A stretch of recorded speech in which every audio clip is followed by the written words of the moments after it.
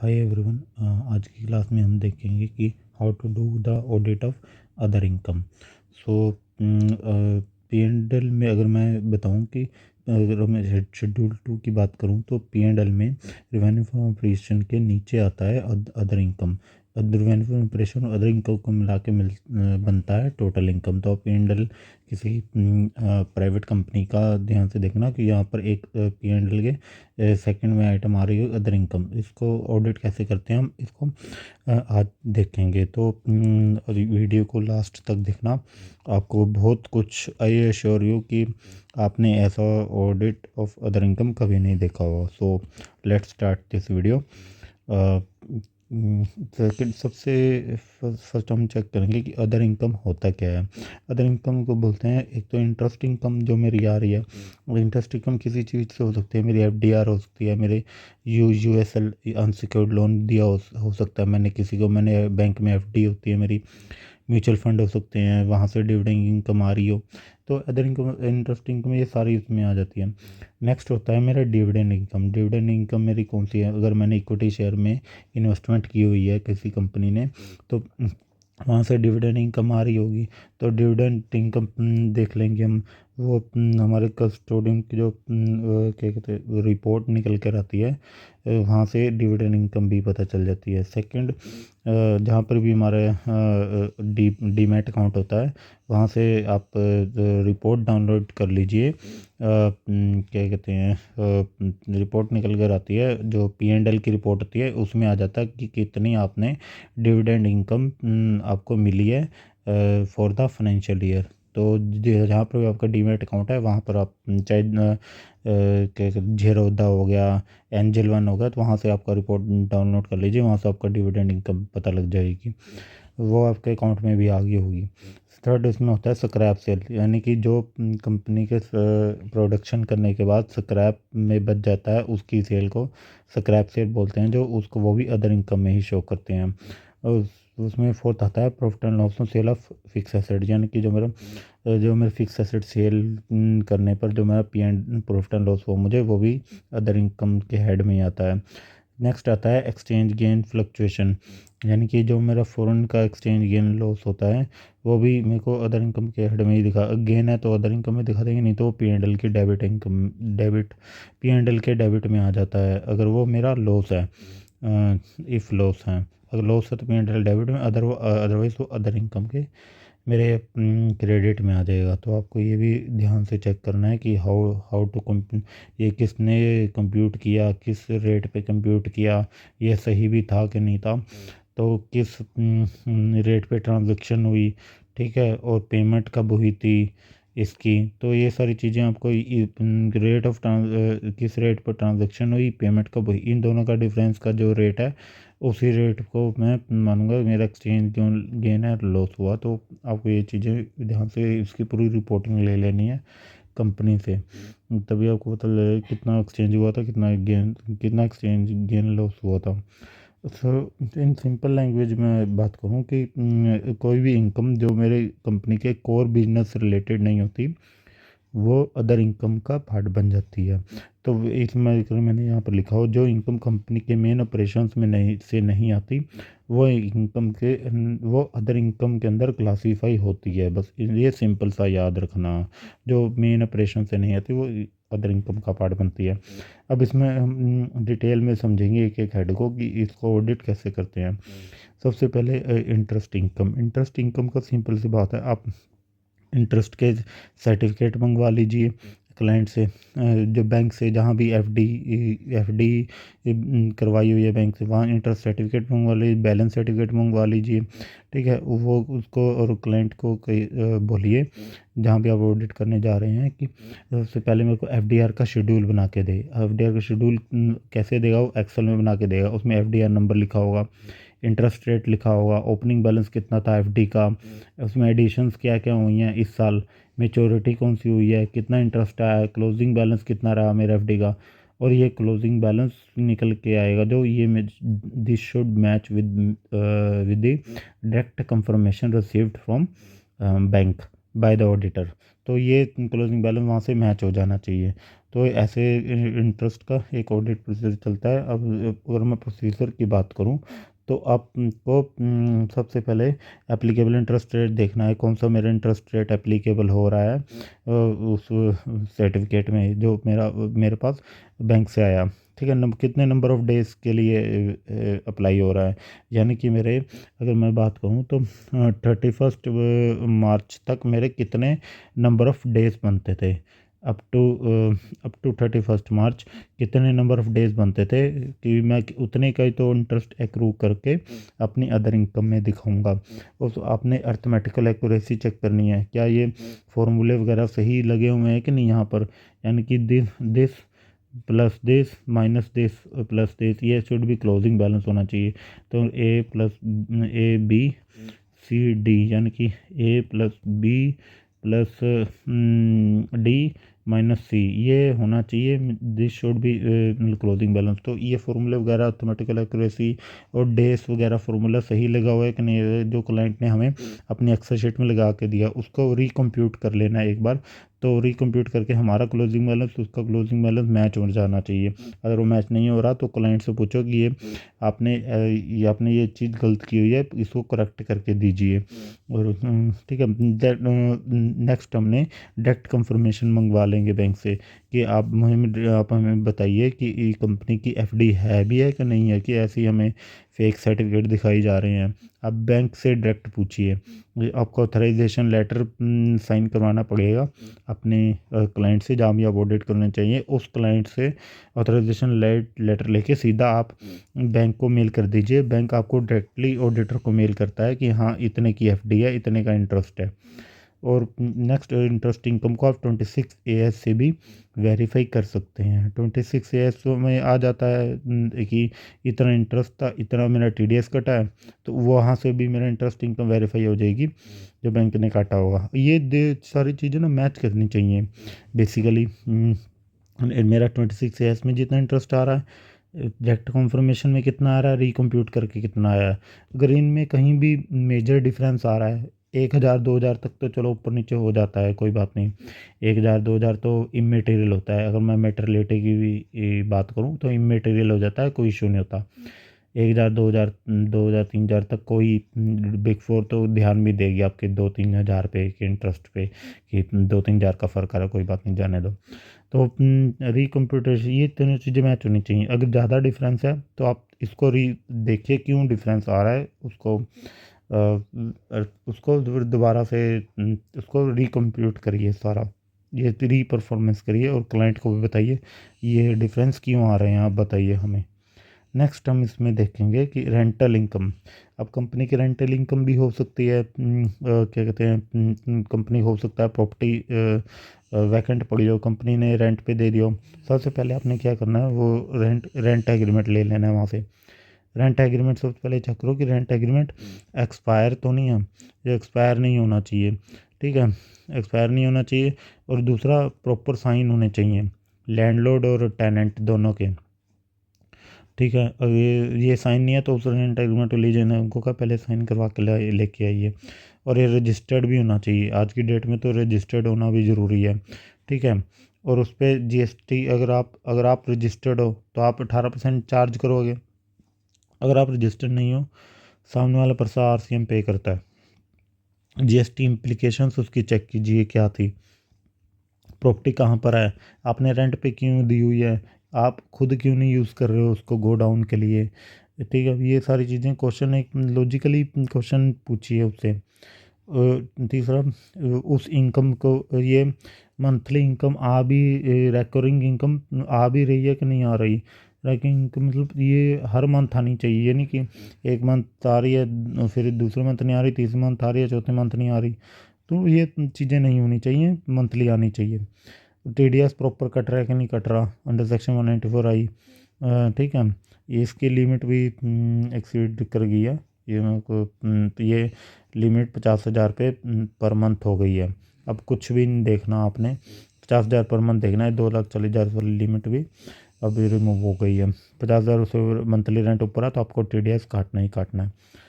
ये आप रेंट का प्रॉपर शेड्यूल ले लीजिए कि एक कौन सी मेरी प्रॉपर्टी कौन सी है, ठीक है, ये प्रॉपर्टी डिटेल आ जाएगी, इतना मेरा रेंट आता है, मेरा टेनेंट कौन है, ठीक है, और ये सिक्योरिटी डिपॉजिट क्या कितना था उसका, उसका सिक्योरिटी डिपॉजिट मैंने लाइबिलिटी में दिखाया भी होगा। तो ये सारी चीज़ें आप उसे प्रॉपर्टी की एक ऐसा शेड्यूल ऑफ रेंट बनवा लीजिए, तो वो प्रॉपर एक्सेल में बनवा लीजिए, तो आपके लिए भी काम आसान हो जाएगा, ठीक है। फिर रेंटल इनकम को एआईएस में भी आ रहा होगा, तो उसमें से भी चेक कर लीजिए आपकी रेंटल इनकम आ रही है। जब वो मेरा टीडीएस काट के डिपॉजिट करेगा तो एआईएस इनकम में रेंटल इनकम भी आ जाएगी मेरी। तो ये सारी चीज़ें आपको चेक करके चलनी होती हैं रेंटल इनकम के केस में, ठीक है। रेंटल इनकम की सबसे बड़ी बात होती है कि प्रॉपर्टी भी एग्जिस्ट करती है कि नहीं करती। इसमें एक चीज़ बहुत ध्यान से चेक करना कि एग्जिस्टेंस ऑफ एसेट्स, जिनकी जो भी एसेट्स मेरी अदर इनकम जनरेट कर रही है वो बैलेंस शीट में भी तो कहीं ना कहीं होगी। अगर वो बैलेंस शीट में नहीं है तो वैसे भाई ये कहाँ से की अदर इनकम हुई, फिर तो मेरी अदर इनकम है ही नहीं। वो पहले बैलेंस शीट में वो एसेट दिखाओ, वो कहाँ पर है मेरी अदर इनकम वाली एसेट, चाहे वो मेरी एफडी है, चाहे मेरी प्रॉपर्टी है, चाहे मेरे म्यूचुअल फंड्स हैं, ये सारी एज ए इन्वेस्टमेंट ही तो शो हुए होंगे। तो ये सारी चीज़ें आप देखो बैलेंस शीट में कहाँ दिख रही हैं, तो ये सारी चीज़ें ध्यान से चेक कर लीजिए बैलेंस शीट में कहाँ दिख रही है, प्रॉपर तरीके से दिखाया हुआ है कि नहीं दिखाया, जहाँ पर मेरा सोर्स ऑफ अदर इनकम आ रहा है वो है कि नहीं प्रॉपर, ठीक है। और नेक्स्ट इसमें देखेंगे हम स्क्रैप सेल।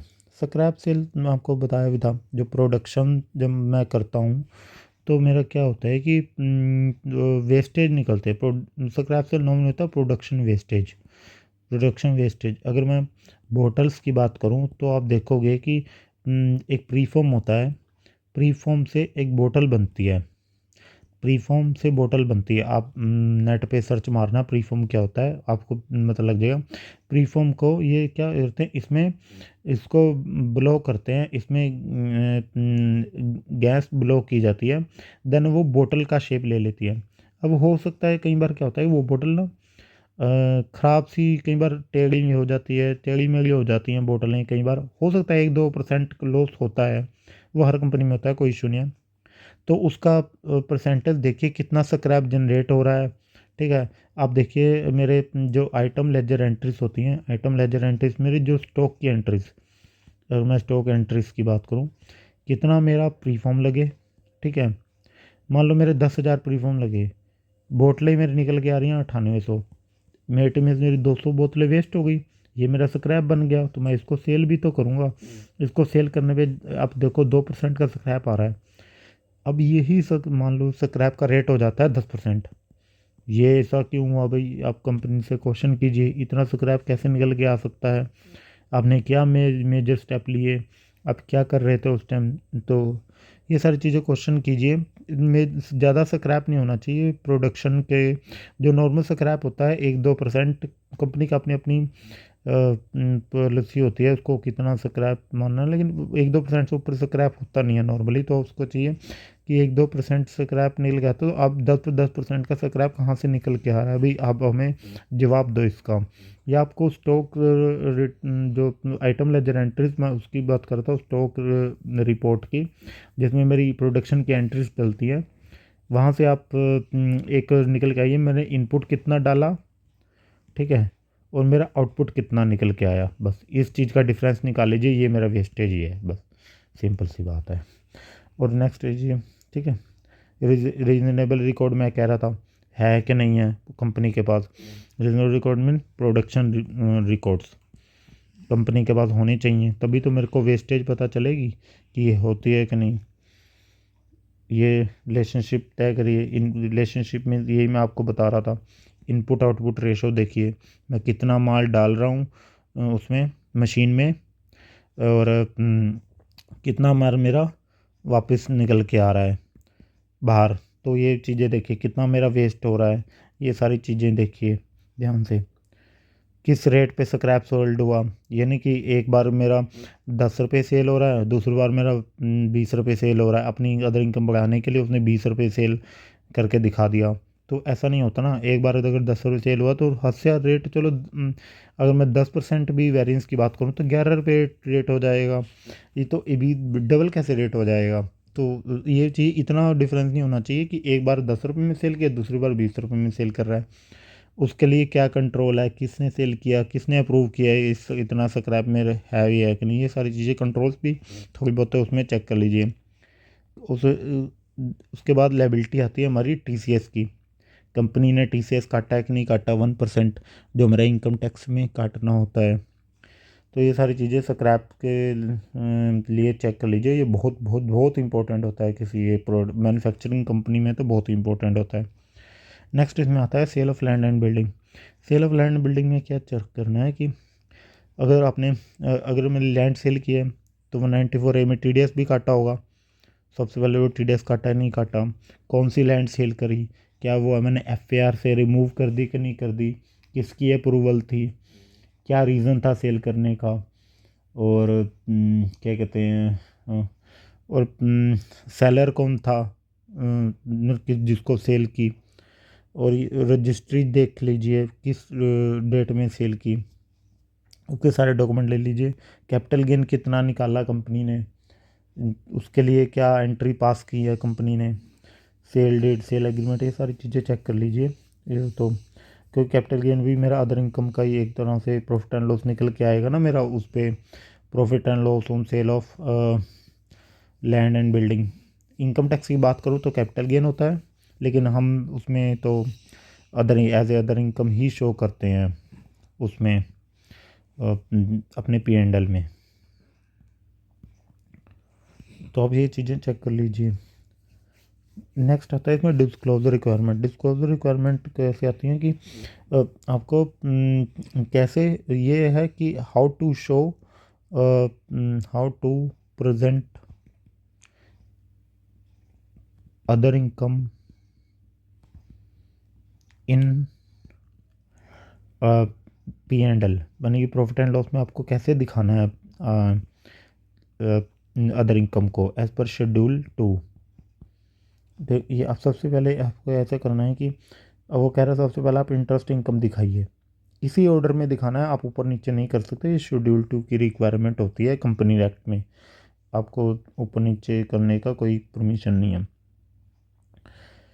सबसे पहले आप अदर इनकम दिखाइए, इंटरेस्ट इनकम दिखाइए, नेट डिविडेंड इनकम दिखाइए, शेयर से आई है, नेट गेन और loss on sale of investment दिखाइए, then other non operating income दिखाइए।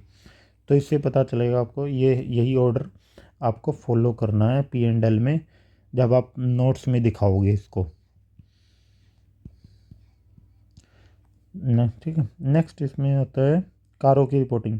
कारों में होता है कि अगर आपने कोई ऐसी ट्रांजैक्शन आपने जो बुक्स में अकाउंट में रिकॉर्ड नहीं की थी और आपने टैक्स अथॉरिटीज़ के सामने रख दी हैं जाके, तो उसको आप को कारों में ऑडिटर्स को रिपोर्ट करना होता है। अब ऑडिटर को कैसे पता चलेगा कि उस आपने डिस्क्लोजर्स जाके आपने इनकम टैक्स के अथॉरिटीज़ के सामने ये डिस्क्लोज़ कर दिया है मैंने इतनी इनकम नहीं शो की हुई थी पहले, लेकिन अब में मेरी इनकम है, तो आप इसे फिर मेरे को बता दीजिए कितना टैक्स कितना मैं टैक्स पे करने के लिए रेडी हूँ। तो आप ये ऑडिटर पता लगाएगा आपके, सिंपल सी बात है, लीगल केसेस से। ऑडिटर क्या करेगा कि आपके लीगल केसेस की लिस्ट ले लेगा। कैसे लिस्ट ले लेगा लीगल केसेस, या फिर कहेगा मेरे को स्क्रीनशॉट दो जितने भी आपके पेंडिंग केसेस आ रहे हैं। कहाँ पर पेंडिंग केसेस? इनकम टैक्स की वेबसाइट पर, ठीक है, इनकम टैक्स की वेबसाइट पर, जीएसटी की वेबसाइट पर, ठीक है, यहीं पर भी इतने पेंडिंग केसेस आ रहे हैं, आप मेरे को इसका स्क्रीनशॉट दीजिए साइट का, तो आप वहाँ से ले लेगा। वो फिर क्या करेगा कि इनकम सरेंडर हुई, सर्च प्रोसीडिंग कितनी हुई, ये सारी चीज़ें आपको इन्वेस्टिगेशन करेगा। कितने आपने इनकम सरेंडर की थी, प्रीवियसली अनरिकॉर्डेड कितनी थी, ठीक है, प्रॉपर्ली रिकॉर्ड बुक्स में। अब जब मैंने सरेंडर कर ही दिया है तो अब प्रॉपर्ली रिकॉर्ड कर लिया बुक्स में कि नहीं, ये कारों की रिपोर्टिंग में उसको ऑडिटर को रिपोर्ट करना होता है कारो 2020 में। तो आपको ये भी अदर इनकम का ही एक तरह से डिस्क्लोजर्स का ही पार्ट होता है, तो उसको वैसे डिस्क्लोज करना होता है। ठीक है, और वो क्रॉस चेक करेगा आपके असेसमेंट ऑर्डर से, इनकम टैक्स रिटर्न से, करो आपने जो भी कम्युनिकेशन की होगी टैक्स अथॉरिटीज़ के सामने।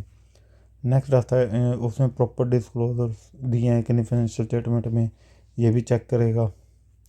तो ये सारी चीज़ें आपको चेक करके चलनी होती हैं। नेक्स्ट आता है इसमें, ये मैं एक बहुत मतलब एक इम्पोर्टेंट चार्ट है, अगर आप चाहो तो इसका स्क्रीनशॉट भी ले ले सकते हो, तो आपके लिए बहुत इजी हो जाएगा कि how to do audit of other income. ये मैं आपको वो ऊपर जो आपको मैं बता के आया हूँ उसका, ये एक समरी टाइप सी है, समरी है ये, जो कि बेस्ट पार्ट है। आपको इसके अलावा अदर इनकम का कहीं भी आपको कुछ देखने की ज़रूरत नहीं है। यही सबसे बड़ा वही बताया हुआ है इसमें, verify, recognition, recomputation, trace balances, bank information, reconcile 26 से ऐसे रिकमसाइल कर लो। इंटरेस्ट इनकम की बात करूँ तो स्क्रैप सेल में प्रोडक्शन के रिकॉर्ड्स देखो, इनपुट आउटपुट रेशो देखो, किस रेट पे सेल हुआ, टीसीएस काटा है कि नहीं काटा। तो मतलब ये सारी चीज़ें चेक करके चलो। एग्जिस्टेंस में एसेट्स बैलेंस शीट में कहाँ दिखाई हुई है, जिस पे मेरे अदर इनकम आ रही है, क्या वो एग्जिस्ट भी करती है बैलेंस शीट में कि नहीं, तो कहाँ उसके सपोर्टिंग डॉक्यूमेंट्स दिखाओ। कारों में जो मेरे अनडिस्क्लोजर इनकम हुई है वो प्रॉपरली कारों की रिपोर्टिंग में आ गई है कि नहीं होगी, ये ऑडिटर का पार्ट होता है, वैसे ये ऑडिटर ही करेगा। ठीक है, रेंटल इनकम, मेरे रेंटल इनकम आ रही है तो रेंट एग्रीमेंट देखो, 194 आई में टीडीएस कटा है कि नहीं, अगर मेरा 1000 से ऊपर रेंट आ रहा है तो प्रॉपर्टी कहाँ पर है, एफआर में कैसे शो हो रही है वो प्रॉपर्टी। ठीक है, और नेक्स्ट आता है इसमें वेरीफाई टीडीएस, 10% टीडीएस कटा है कि नहीं, बिल्डिंग में सेल हुए तो कैपिटल गेन मेरा कितना निकल के आया, उसको P and L profit and loss सही से कंप्यूट किया है कि नहीं किया। नेक्स्ट मेरा जो प्रॉपर्टी सेल होती है उसका मुझे जीएसटी भी पे करना होता है। जीएसटी अगर प्लांट मशीनरी सेल किया तो मेरा जीएसटी इनपुट कहते हैं रिवर्स रिवर्स भी होता है, तो वो भी चीज़ें चेक करके चलनी होती है। डिस्क्लोजर्स, मेरा इंटरेस्ट इनकम पहले आएगी, फिर मेरा नेट गेन डिविडेंड इनकम आएगी, देन मेरा आएगा net gain on loss on sale of investment, then मेरा नॉन ऑपरेटिंग इनकम आएगी। इसी मेरे क्या ऑर्डर में दिखाया हुआ है कि नहीं दिखाया हुआ है, ये भी मोस्ट इम्पोर्टेंट बन जाता है। तो ये सारी चीज़ें चेक करके चलनी होती हैं आपको। So that is for the day, don't forget to subscribe this channel. मैं एक हेड हर रोज़ एक हेड को कवर करूँगा, सो ताकि आपको आसानी रहे समझने में। Thank you everyone.